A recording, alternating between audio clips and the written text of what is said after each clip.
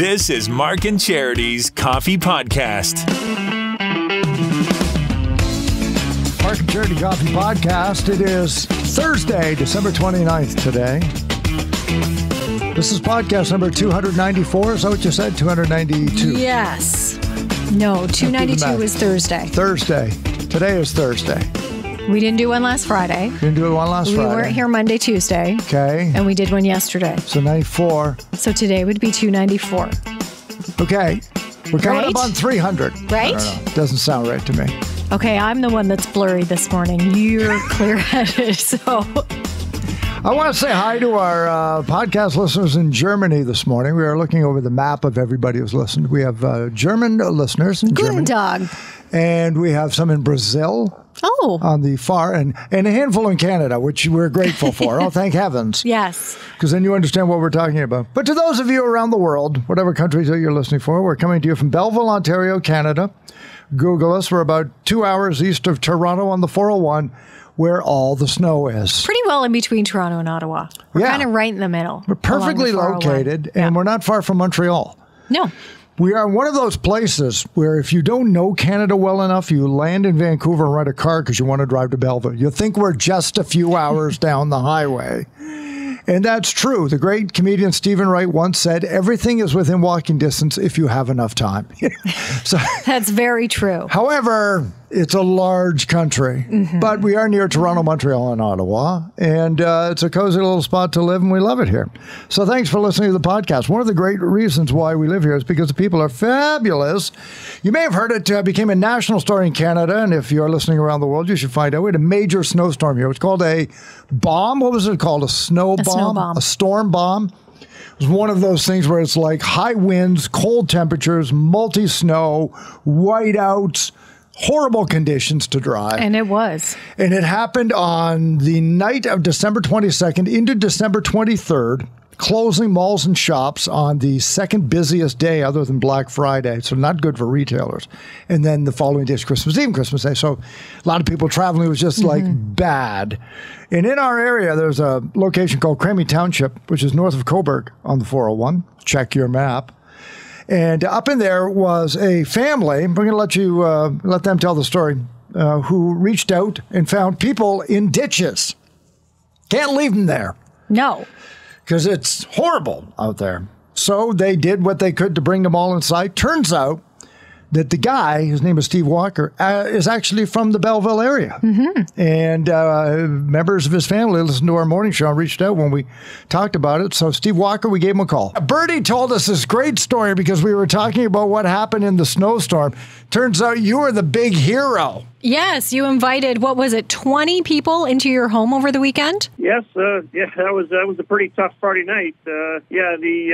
We just kind of went out because our daughter is pregnant, and we wanted to make sure that the driveway was clear. And we went out with my tractor and realized that there was a whole bunch of people stuck on the road. And long story short, not realizing how bad it was out there, I just kept sending them to the house and said, we'll figure it out later. Let's just get everybody inside. And a quarter after 1 in the morning, and after I got the ambulance out and got her on her way, I guess. I was already up for 20 hours and pretty dog tired. But again, I not realizing how bad it really was, and even Saturday morning, it was still, nobody can go anywhere because the 401 was still shut down, and so everyone stayed tight. It was an entertaining Christmas this year for sure. Yeah. How many cars were around your place when you got out to the road? How many could you see? Oh, at that time, there was probably at least a dozen that were either stuck in snowdrifts or in the ditch. So you had roughly how many people that stayed over then, and for how long? 20 people were there right from Friday night on till just after lunch on Sunday, on Christmas Day. So there's Christmas morning there, and you had enough food for everybody? Like, you were ready? Yeah, it wasn't too bad. The neighbors come over, Bill and Gwen Chapman, my neighbors to the north there, they were out there helping everybody. They brought a bunch of food over, and it was just a great thing for everyone to kind of work together and get through the storm. Now, it's great to see humanity coming through. Oh, absolutely. Yeah, for sure. Did you know any of these people, Steve, or were they all strangers? Where were they from? They were all strangers. The furthest away person, 2 guys from New Jersey, other people from Ottawa, Montreal, Toronto, all over. They were going east, going west, and the GPS has kept shoving them off the road. And, of course, not knowing how bad the back roads were, they just got stuck. Yeah. Wow. Especially if you think you're from New Jersey and you got this, it's only Canada. Holy. Yeah, exactly. He was driving a Prius. Oh, my God. Oh, wow. Steve Walker, you might have heard the story about the family in Crammy that had brought 24 people in. This is Steve here. Let's put it all on the line. Steve, do you think you saved some lives that night? Absolutely.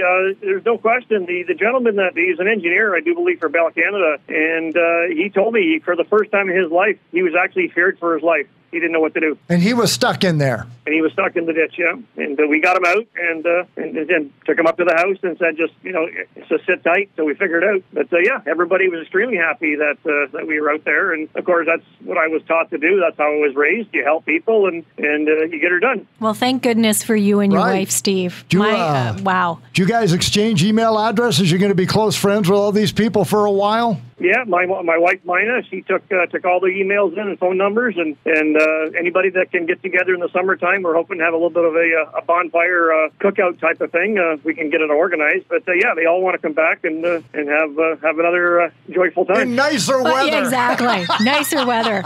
Did I not read somewhere, too, Steve, that your wife actually wanted them all to text you when they got to their destination safely? Oh, yeah. My wife got 3 or 4 pictures of their families after they had their Christmas. Oh, a little bit late. Good. So good. Yeah. And your daughter, did she make it safe and sound? Well, she's still pregnant, so she didn't. The new granddaughter didn't come through yet.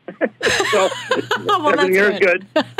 New Year's baby, you think, Steve? No, she's the schedule, I think, for January 7th, I do believe. 7th, all right. Well, Wow.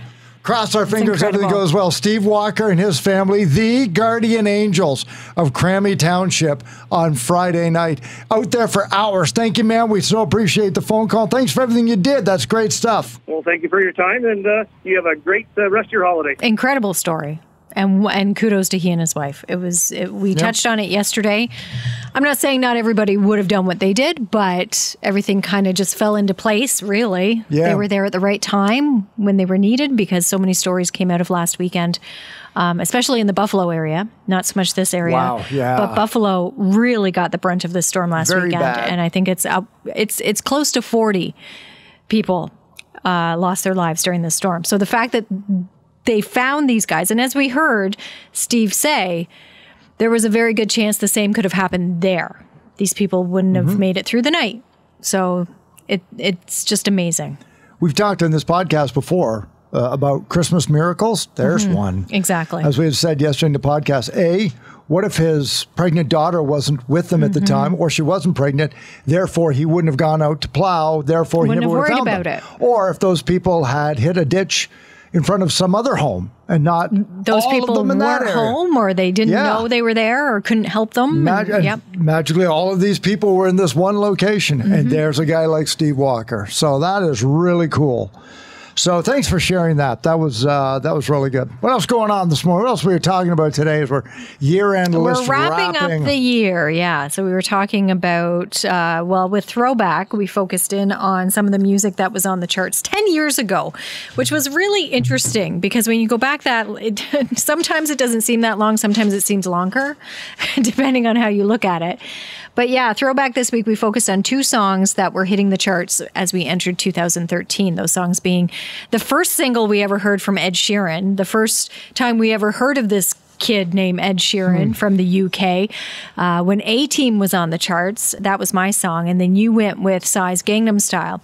Now, Ed Sheeran has done a lot since then. Yeah. Psy, not so much. Haven't really heard anything from Psy since Gangnam Style, even though it was the winner today. Here's the funny part about that. And kids, if you want to be a celebrity, don't follow Psy's advice.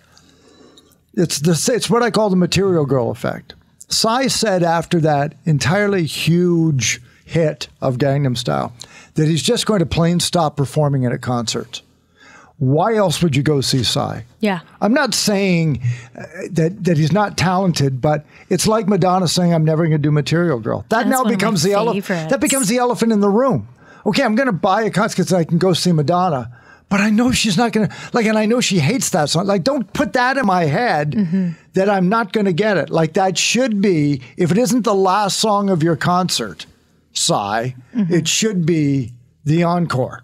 When I went to see Bryan Adams this fall, he said right off the hop, we've got a lot to get to this tonight. I'm going to be here. I'm just going to play and we're just going to go. Like, he did everything people wanted to hear. In fact, at one point he said, okay, I'm going to get in trouble for not playing something. I know that. So I'm going to give you guys the chance now to just yell things at me.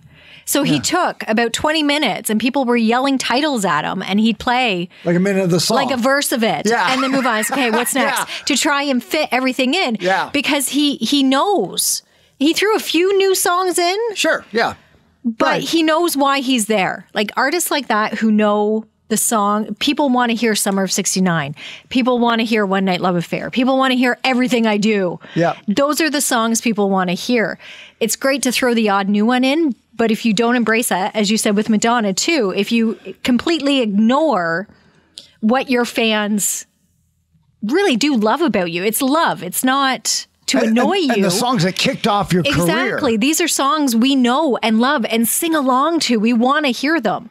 They're not going to come see you if you don't play these songs. Yeah, or if you're just like angry. that. Like, so two of my favorite performers, because I'm old. Yeah. James Taylor still does Fire and Rain at every concert. He doesn't say, I'm never going to play that song. But it's a great song. And Paul McCartney does Love Me Do. Yes. So come on. If they can do their oldest hits, surely if you only have one international hit, and it made you an international star, you can play it in concert. Would we be playing Psy if it wasn't the phenomenon it was 10 years ago? Exactly. Like that everybody was doing. So kids, when you become a superstar, don't bite the hand that feeds you. Exactly. Just embrace it. Embrace it. But it was neat to look back 10 years because it kind of opened the door to other things that, for instance, neither of those songs were number one heading into 2013. It was Bruno Mars' Locked Out of Heaven, which was the number one song 10 years ago. Just cool. On January 1st of 2013, the NHL's Winter Classic was supposed to take place in Ann Arbor, Michigan, at Michigan Stadium. Seats 106,000 people. It eventually would be played another time, but it was supposed to be played that day. And I understand it was like super cold on the day it did get played. But the Red Wings were supposed to host the Maple Leafs at Michigan Stadium on that day. Canceled because the NHL was in their lockout, or, they were in a work stoppage. I don't really recall whether it was they got locked out or whether the players said, we're not going to play. Yep. Whichever happened. So that happened. Rose Bowl, which I love on New Year's Day, Stanford beat Wisconsin. World Junior Hockey Championships was 1 day later by the United States. They defeated defending champion Sweden 3-1, led by Johnny Gaudreau, now of the Calgary Flames. Johnny Hockey. Russia beat Canada 6-5 in the bronze medal game, sending us home without a medal for the first time since 1998. We had a 16-year streak on the line, 15-year streak on the line that got snapped. Top Canadians in the tourney that year were Ryan Nugent-Hopkins, Jonathan Huberdeau, and Mark Scheifele. Django Unchained was the top movie in the box office on January 1st, Locked Out of Heaven #1. And what did kids get at Christmas the week before? There was still all the rage on New Year's Day, as you named this morning. It was Furby. The Furbies. I wasn't sure if it was just 10 years ago, or if that was longer. So yeah, Christmas I kind of of wondered 2012 into 2013. And the weather in Quinte that day, we had a high of -5 on New Year's Day, a low of -12 with wind gusts of 30 kilometers per hour. No rain or snow in the forecast. January 1st of 2013, 10 years ago this weekend. No snow, not like last weekend, but we are in for some rain. You mentioned the Winter Classic. It just got me thinking because the Winter Classic this year is in Boston. And I've been playing with the idea. Fenway Park, okay. January 2nd, Boston and Pittsburgh, which are my kids' two teams. Oh, so I thought, I've been trying to figure out a way, because we got to go to Boston. I love Boston. It's great to see the two teams play each other. Well, that's the only game they have this season, and it's the Winter Classic. Which on the one hand, but on the other hand, your wallet says, well, that's just it. I thought, well, that could be fun. That could be that could be Christmas. And then I was quickly brought back to reality. Dissuaded. And no, that's not going to happen. But you mentioned the Winter Classic 10 years ago. So I was like, oh, I wonder how much tickets would have been to see Toronto in Michigan, in Detroit. Like what would those tickets go for? So looking back, the highest price tickets for that game, so in 2013, the Winter Classic, when it finally went, was $279. That was the highest? That's the highest. That's listed here. $279. This year, do you want to know? I'm Fenway looking. Park. I got to scroll to the bottom here. Is this a secondary market ticket? No, this is Ticketmaster. Ticketmaster, which doesn't have the best reputation right now. Yeah. But like I'm already into, okay, so if we want right up front here, $1,400 for 2 tickets. Wow. Yeah. And that's US. Yeah. That's $700 a ticket. Yeah. Wow. Yeah. Okay. Well, nice try. Years. Nice try, right? Good try. Good try. You meant well. You know what? As you pointed out, one of the key things to do to bring down stress is to daydream. So to daydream about this is kind of fun. A British survey came out and said, you know what, if you do it twice a day for maybe 5 minutes, and it does a lot of things, but number one, it relieves your stress. But what it does is it trains your mind to problem solve. So if you never daydream, you just don't really then it's like every other muscle. If you make your brain treat it like a muscle, like if you want to work it out and make it stronger and increase its range of motion and give you strength, like you would with your arms and your legs, you understand. But for some reason, we don't think about our mind. If you don't train your mind, then when you get into problem solving, when you get into stressful situations, all your mind knows how to do then is shut down because you don't use it. It can be very overwhelming. You're reacting, you're overwhelmed, you're stressed. Yes, stress but levels like everything else, if you begin to daydream and let your mind do what your mind does, which is expand, think, create, solve, store images, store joyful memories as fantasies of vacations you want to go on or wherever your happy place is when you dream. So when you get into stressful situations, your mind's like, we've already done this. I've already been there. You may not physically say, oh, I don't know if I can do that, but your mind's like, do you remember when we did this before? You've already thought about this. We've already reenacted. Yeah. And so many times you hear about people in stressful situations who do remarkable things. And they say, well, I guess it was just instinct. Your mind knows. But if you don't work your mind out and train it, then when you need it most to be creative and what can I do? Think of something. People yell, think of something. If you've never thought of it before, never trained your mind. Or allowed your mind to explore and to open it to new ideas that they can store, then you are going to be stuck. Yeah. You are going to be sitting there going, I don't know what to do. I don't know. So they say, you don't have to dwell on your problems. That's different because that's, doom scrolling when you're looking at social media. But that is part of it. Many of us do that. We get stuck in our minds because we can't get over that hurdle. We can't get over that hump. We haven't trained it. So we do go, it's easier, and we hear this too. I've heard this from the time I started in radio. You always hear the negative. And it's easier to focus on the negative than it is because it takes work to find the positive, to find the light, to find that idea. Okay, this is crap, but I can get around it by doing this. Or this is really bothering me. Take a breath. I can deal with this by doing this. I can just go around it. It's fine. Everything's going to be fine. So researchers said 5 minutes twice a day. That's maybe in the morning, then at the end of the day. Just let your mind run free. Let your mind go for a jog and just open it up. Just close your eyes or just sit and just let your mind go. Yeah. And don't stop it from going, but just see where it goes. And it may take you to the problem that you've had in your subconscious for a few days. So like, now I know. Like, let your mind go and give it 5 minutes free rein before saying, all right, now let's get back to everything else. And then when you need it in a pinch, months down the road, for anything, it's like, wow, thank goodness. I don't know where that idea came from. Well, your mind went and got it for you, stored it.